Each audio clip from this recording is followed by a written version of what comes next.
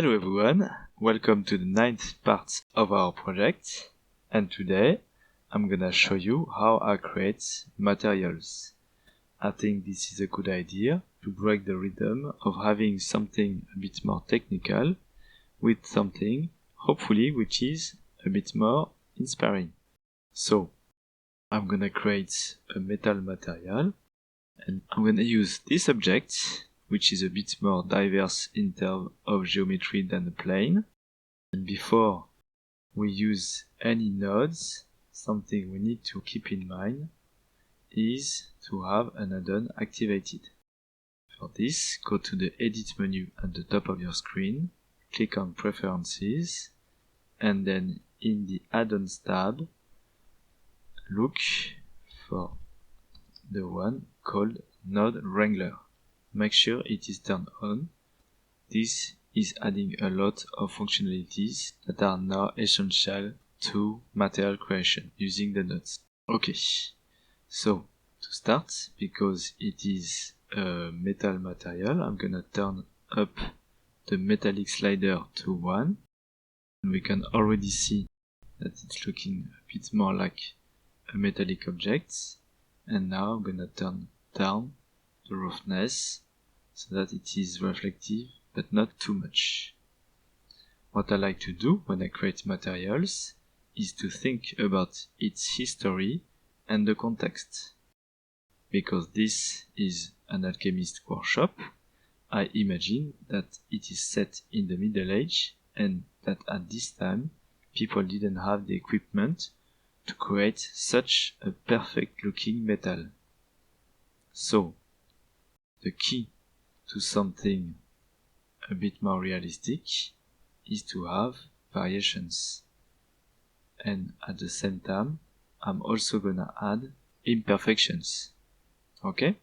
So, first I'm gonna connect the RGB node to the color input of the shader and make it looking a bit darker. And now what I'd like to do is mix this color with another one, and what we will do now is duplicate it, like for 3D objects using the shortcut Shift D. What I'd like to do is now mix these two colors, and I'm gonna use that node, which is a mix RGB node. And if you see, when I'm moving a node close to a connection, the connection changes to a white color, meaning that if I release my left mouse button, this node will be inserted in the middle of the connection, just like this. And now, first color is connected to the color 1 slot, and I'm gonna connect the second one to the color 2 slots. I'm gonna make the two colors different, and what we have now is a slider going from 0 to 1 that allows us to select a color combination between these two. What we can see now is that the resulting color is still something uniform. And so, if you remember well, we said that this factor slider goes from 0 to 1, and that a color going from black to white also can be assimilated to a value going from 0 to 1. What I'm gonna do is add a procedural texture. I'm gonna choose a noise texture, and something that goes along with the Node Wrangler add-on is that if you hold on your keyboard the Ctrl and Shift key and you click on a node, it will display the output of the node. Now I have something like that. I'm gonna first connect the object coordinate to the vector input of the noise texture, and you will notice that this gives us a black and white mask on our 3D geometry, meaning that if we connect this factor output to the factor input of the mix RGB node, this noise texture will drive the factor value, so the mix between these two colors. I'm gonna do that right now, and then hold Ctrl and Shift on my keyboard and left click on my shader to see the result. At the moment it is not really obvious, so what I'm gonna do is duplicate this color ramp here and then connect it between the output of the noise texture and the input of the mix RGB node. And maybe what I should do is modify their position like this so that it's looking a bit more organized. I'm gonna move all of this a bit on the side. Okay, so now what I have outputted from here is still my noise texture, but if I move the sliders, I can have more contrast on my colors, meaning darker darks, and if I slide the white towards the middle, whiter whites. So it's much more contrasty now. I can also modify the scale of my noise so that there is more details. And if I look at the results now, you can see that we see a difference between the two colors based on the noise texture. Now that I can see it, I'm gonna make it a bit like that, maybe less contrasty. Okay, so that it has to be noticeable, but not that much, making it looking much better. Okay? And as I said before, now what we are gonna do is add more imperfections. So I'm gonna add some kind of dark spots to this, based on me thinking that maybe they mixed a few different kind of metals that they melted to create this metallic object, and maybe they will have different colors. So for that, I'm gonna add another texture and select a Voronoi texture. We can see how it looks. Like that, you can already guess the dark spots, but for this, because it is a bit too uniform, I'm gonna change the settings here from F1 to F2 and make sure I also connect the object coordinates to the vector input. Now I have something like that. What I can do again is to use a color ramp to make sure I have a more contrasty image, and I'm gonna change the texture parameters and also the color ramps parameters so that I can have some random spots, some that are more like ovals and some that are smaller and bigger, just like that. Okay, and now what we need to do is to mix the output of this mix RGB node with the output of this color ramp. So to mix them, I'm gonna duplicate this node, and because this represents dark spots on top of what we have already here, if I'm only using a mix RGB node, I'm gonna show you what the result look like. If the fact is at 1, we can only see what is in the slot color 2, and if it is at 0, we can only see what is in the other slots, and the mix between the two is just not good enough for me. So what I can do is modify the blend mode of this node from mix to darken, meaning now that only the dark spots from this output will be mixed with what we had before. Now you can see only the dark spots appears, and now these sliders allows me to make them more visible or less. I'm gonna keep it subtle, just let's say like that, and now let's have a look at the final result, make sure all the nodes are connected.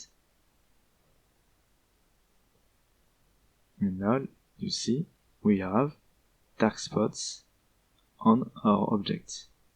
I can maybe add more of them, changing the settings like that, and the color ramps as well.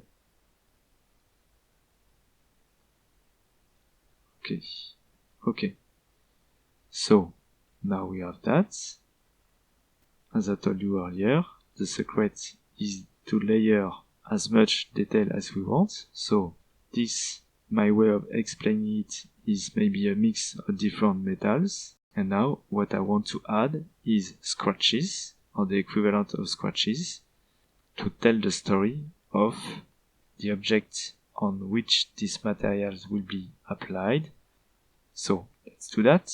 I'm gonna move that down again, and you will guess, add another texture, and this time I'm gonna add another noise texture. Again, I will connect the object coordinate to it, have a look at how it looks, and then change its settings. Maybe have a smaller scale, change the details so that they are a bit like that, okay, and the roughness maybe less. And I'm gonna add a little bit of distortion. Okay, now I'm gonna pass it through a color ramp, and then change its settings again, so that I can see something looking like what I qualify as scratches. Changing also maybe the parameters at the same time of the noise texture. Okay, this looks fine to me. And again, what I'm gonna do is mix this output to the output here using a darken node. So I'm gonna duplicate that one, connect this here and this here, moving that aside again, and then don't forget to connect the output to the base color, and then preview the final material, and what we have is our dark spots and our scratches.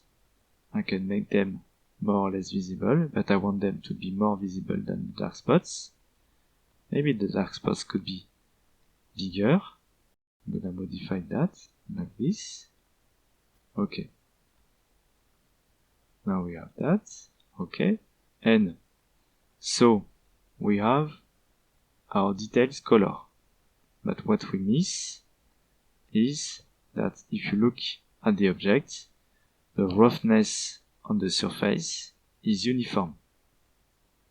What we can do to solve that is understand that with what we have set up, the first noise texture, the Voronoi texture, and the noise texture going through the color ramps, what we have is what we can call masks, because they have a black and white value, and so we can tell the software that the white areas somewhere must be affected by something, and the dark areas by something else. The roughness, we can drive it using a value node. So I'm gonna connect now this value node to the roughness slider, checking the value first, 0341, okay, so that I will have the same here, 0.341, okay, so now it's looking the same, and what I want to do now is mix this value with something else based on this mask. Okay? So, first I need a second value. So I'm gonna have another value here. Maybe connect it to the roughness input of the shader. If I don't want to drag a connection all the way from here to here, what I can do, and this is thanks to the Node Wrangler add-on, is holding Control on my keyboard and then take this output value and plug it here. I can have a look at the results. First we need to change this, and I want the metal to be much less reflective. Okay, maybe like that. And now maybe this one could be a bit more reflective. Okay, like this. And now how to mix those two values. I'm gonna use again a mix RGB node set to mix. I'm gonna connect this here, then plug the second value to the color 2 slot. What we need to understand is that 0 or a black color means you will have more of this value, and 1 or white color means you will have more of the value plugged into color 2. If we use this mask, for example, it will be a mix between the first area and the black spots. So what we want in the blacks is the value that is the highest roughness, so meaning this, and in the white the contrary. So this one must be connected to the color 1 slot and the other one to the color 2. And now we can use this as a factor for this mix. And now let's have a look at the results. We can see that where the dark spots are, and it will be more obvious if I really change this value here, it is less reflective. Okay? This turns them into a mirror, this is less reflective. So I can have this kind of value. Okay? And now we can do the same process with the scratches. What I can do is having a middle value between these two. So 29, 47, it's like 0.38. Okay? And this needs to be mixed using this mask. Okay? In the white you will have what is previously done, and in the blacks the new value. So if we create a new RGB mix node like that, this means the output here is supposed to be in the whites, so at the bottom, and the new value, I'm gonna reorganize that so that it's a bit clearer, will need to be at the top like that, and we use that as a factor mixer. And now this should be output to the roughness, and let's have a look at how it looks like there. Okay, again, if I change this value at the bottom, we can see that we are affecting the scratches. Maybe we want them less reflective than the dark spots, so I've increased the value, and now we've got our metal. This is not a complete setup because we've only used the base color and the roughness. I will show you later on that for any object we can use more of these parameters. What is good with procedural materials is that now, if we know where to find them, we could modify the mix of the two base color, making it maybe a darker metal. We can also modify how they are mixed together, like that.